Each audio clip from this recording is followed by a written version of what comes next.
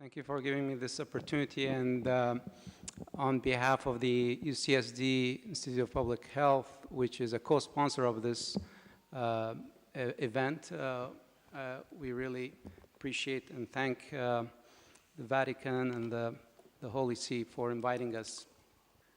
I'm going to talk on a topic that is very close to here and that is very much neglected, and I wanted to shed some light on it in the context of evidence-based, okay, it's working.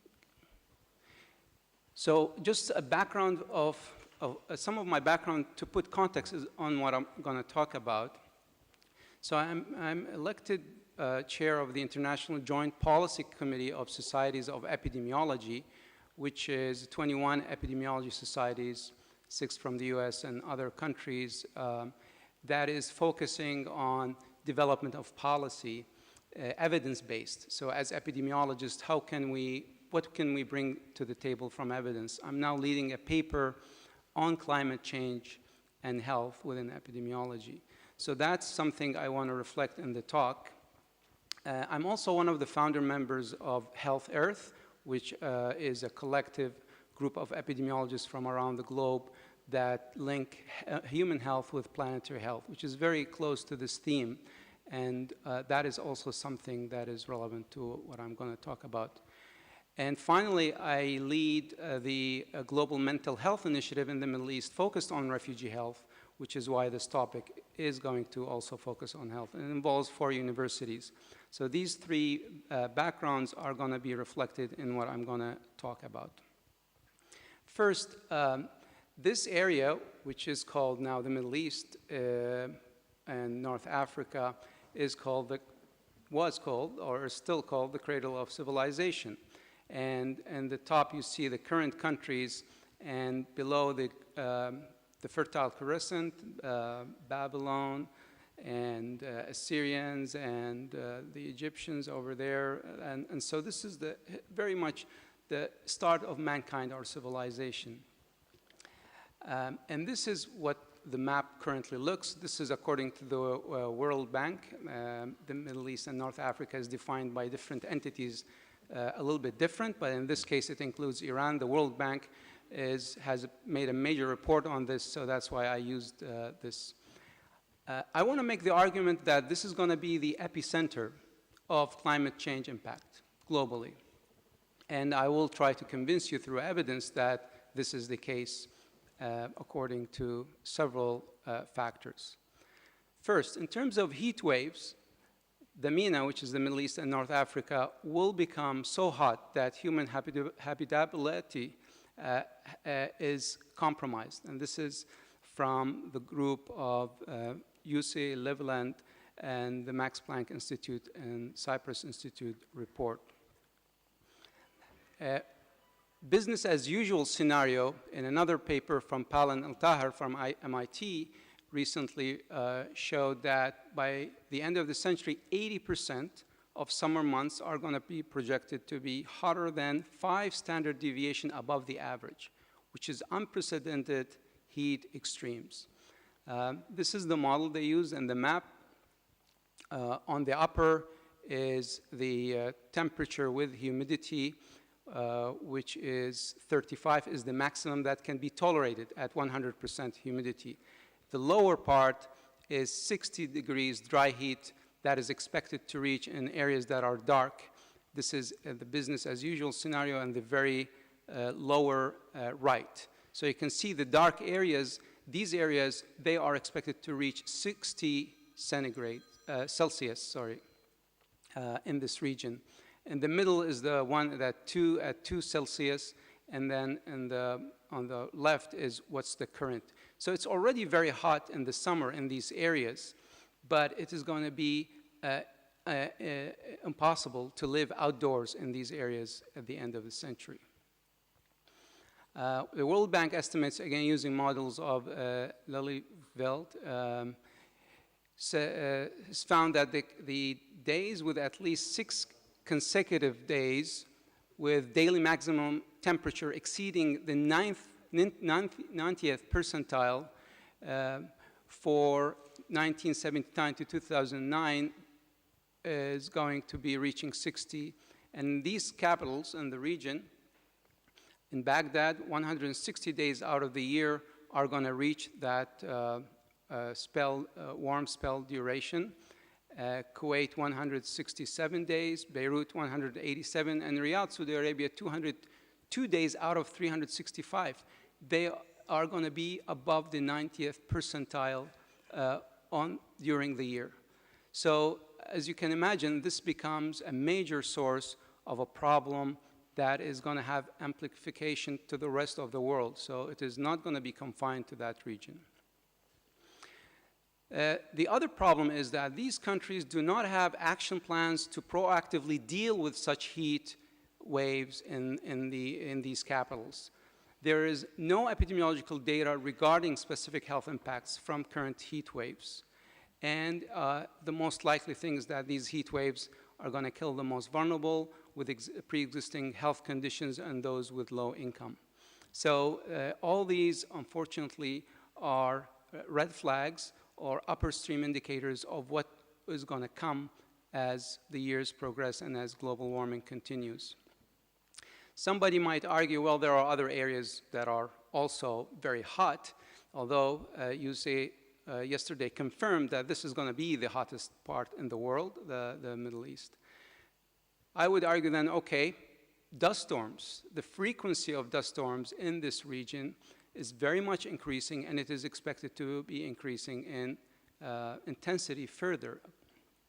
This is a picture from Riyadh in March 10, 2009, with the start of a dust storm from the desert.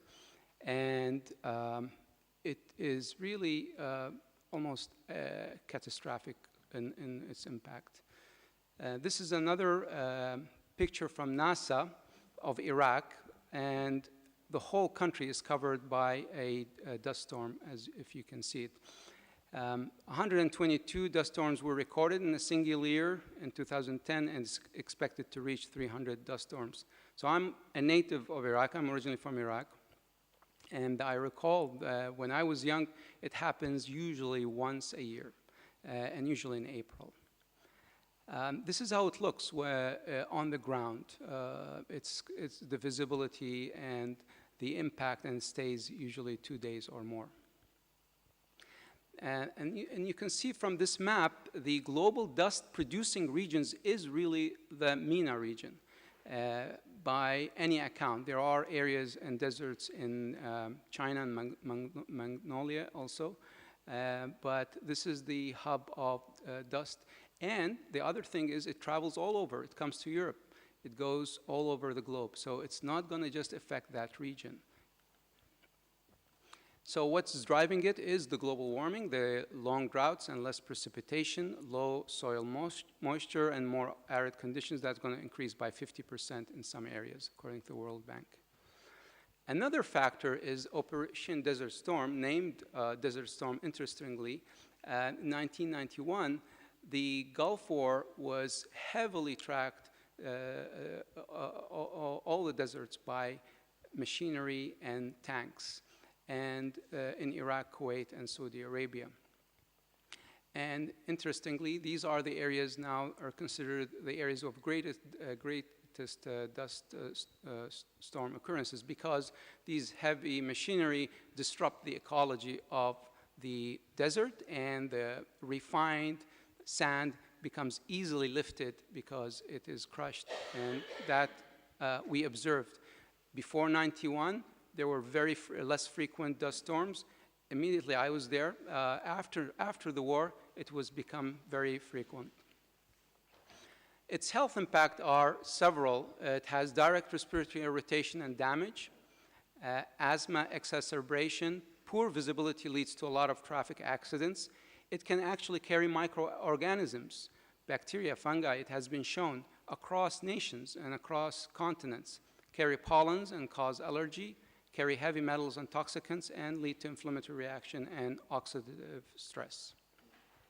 This is a study we did in Japan on desert dust and asthma, and Japan is not in the Middle East, but this is the only data we could get hold of, because there is no data and there are no ways to collect such data in the Middle East. But just to demonstrate, so Japan gets affected by the desert sand through desert storms from the Taklamakan desert in China. So we wanted to determine the association between airborne mineral dust concentration and hospitalization of children for asthma.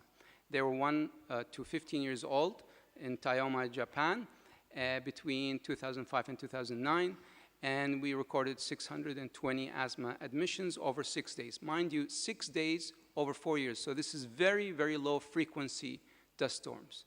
And Japan has these LIDAR, the light detection and ranging monitors all over, and this has the ability to differentiate between spherical and non-spherical particles and can differentiate the mineral dust coming from the desert. And we also recorded the days that were observed or visible with desert sandstorm. So we found that when we adjust for all the risk factors for asthma, there was still a significant risk of admission to hospital of 1.71 odds ratio. It was for some reason higher in boys and highest among those who are 6 to 12 years old.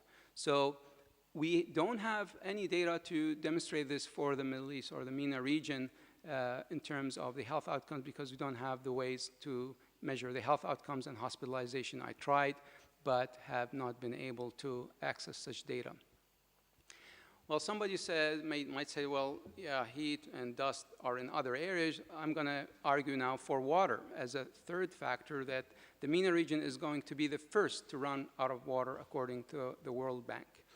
And in this figure, even sub-Saharan Africa does not have the surface water stress that the Middle East does. And this is very high, and there is going to be a depletion of the water, surface water, in the coming years. The underground water also is being depleted. The aquifers are being depleted in Jordan, Yemen, Libya, and most of the Gulf, that it will not be replenished. So 100% of it is not going to be replenished. I know in Jordan they have went into the deep holes or deep wells, aquifers that are centuries old, and these are definitely cannot be replenished. They are exacerbated because of overuse of underground water, low precipitation, long drought, and higher temperature. And the other important thing is that it can trigger further conflict in an area already suffering from ongoing violence. And I'm going to give some examples about these from the West Bank and Gaza. So based on the WHO, 100 liters per capita per day is the minimum required for daily use.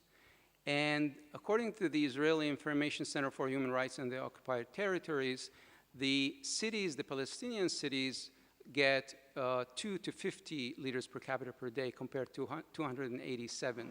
So this lack of governance and disparity is going to be a precipitator for conflict once the water runs out. That is absolute. The second case study is Yemen. So in Yemen, there is a 1.4 billion cubic meter shortfall in water supply per year. And what is happening, as you know, there's a conflict there, and there's no governance, there is a growing population, and as such, deficit is met by water pumped up with modern tube wells or boreholes, depleting reserves of underground water. And the crops are dying, leading to unemployment and food insecurity. And in rural areas, once a well runs dry, the social tensions happen, displacement, and local conflicts by tribes happen over water. So it's already beginning, the red flags are beginning of water conflict. Another thing that were mentioned yesterday about dams, it might serve for certain countries, but it's definitely a sign of potential conflict. Here, the big dams in Turkey are obstructing water to Iraq and Syria. And already there has been warning and threats between the countries that if you cut the water, we will do this or that. And that is definitely going to be a trigger as the water scarcity goes further. And another very high tension dam is the one in Ethiopia. That is, Egypt has threatened war if this cuts their water. So this is a time bomb that is going to explode based on the trajectory of the water depletion in this region because of global warming and the climate change impacts. Now, somebody, I think, cannot argue with me that the political instability, the conflict and refugee crisis is the worst in this region. Again, all these are related and can be caused or can cause further climate refugees. Syria is the worst humanitarian crisis of our times, 4 million, according to the UNHCR High Commissioner. And for the Syrian conflict, there have been a lot of papers. There's Thomas Friedman in the New York Times arguing that it was caused by climate. I believe the more accurate evidence is it might be a risk multiplier. And I can take some of these in the discussion why I think so. But climate change is not the cause of that conflict. That conflict would have happened even without climate change. And I can explain maybe in the discussion. However, conflict is actually exaggerating the climate refugees and the economic refugees by opening illegal migration corridors. So in Libya, where the death was 1,100 drowning in the Mediterranean in the past year, so it's become a graveyard, it is 10 times higher risk of death than any other route because it has become a hub for all refugees from as far as Bangladesh. So 12 million newly displaced, according to 2015, every year. That is 34,000 per day, and most of them are children. This picture you all probably saw and kind of put a human face to what it means to be a refugee and really touch the emotion of many. But this has been going on for years for many. And these are the people who are drowning, and Italy actually is getting the brunt of all this because it is closest and they're going from Libya, and many of them are drowning and being smuggled with all what they belong, and at the end, not making it. This is a picture, maybe not very clear, but it's very, very telling of the direction of the refugees. And the orange are the sources of refugees. And you can see Somalia, Afghanistan, Syria, they're all conflict areas. But then the yellow ones are people who are for economic, environmental, anything, poverty. They are joining the exodus and going through to Libya and then crossing to the Mediterranean. So the current and future scenarios for more refugees is that when we have poverty, limited energy, water, the climate change and global warming, that is going to lead to refugee crisis, especially when you have some political instability or political triggers that could lead to war. That makes it even more pressing for people to move on.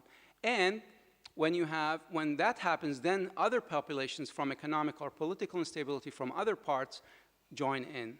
And as I mentioned, today, one of the largest population coming through Libya are from Bangladesh, people who are displaced and living in situations. They are coming and reaching the refugee, reaching Europe. Now, the future scenario for migration and refugees from climate change in the MENA region is that we have extreme heat that's going to happen, dust storms very frequent, water scarcity, desertification, dying crops, and food insecurity are going to force people to move. They have to move. So the refugee crisis is not going to stop. And that kind of brings us to our group that we are dealing with the trauma and mental illness among refugees to try and address that, the main conditions, depression, anxiety, PTSD, and domestic violence. This study we did in San Diego, Somali refugee mothers and children. We did a survey of trauma and mental illness to see the relationship between the child and the mother's trauma and mental illness.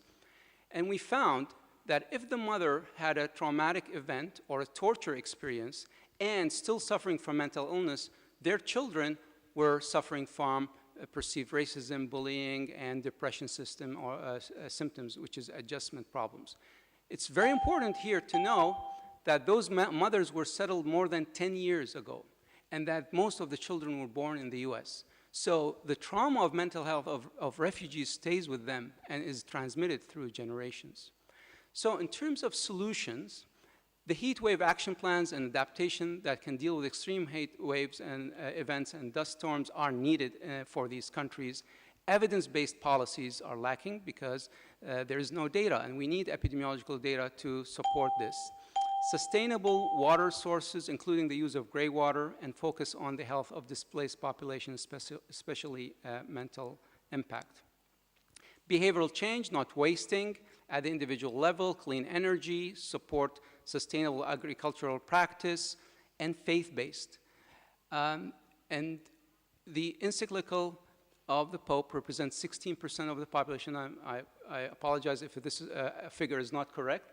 That's the percentage of Catholic. Muslim scholars met and made a declaration against climate change. They represent 23% of the population, and the Dalai Lama supported the Pope's encyclical and against climate change. So that's 50% of the population there being supported by the scholars. Finally, that it's important to know that the majority of the people in the region are Muslims, 91% are Muslims. And in the teaching of the Quran, just like mentioned by Jeff Sachs yesterday, the Prophet Joseph gives us an example of how the famine of 7 years was dealt with 600 years BC. And something that even the Muslims need to learn, but they do not connect with today. That's unfortunate. This is a verse from the Quran. Corruption has appeared in the land and the sea on account of what the hands of men have wrought, that he may make them taste a part of which they have done, so that they may return. And this is about the anthropogenic effects of climate change. And finally, the Prophet said, don't waste water even if you are on the bank of a flowing river. So if we can apply these to the population who are a majority following this faith, we can deal with this problem. And thank you.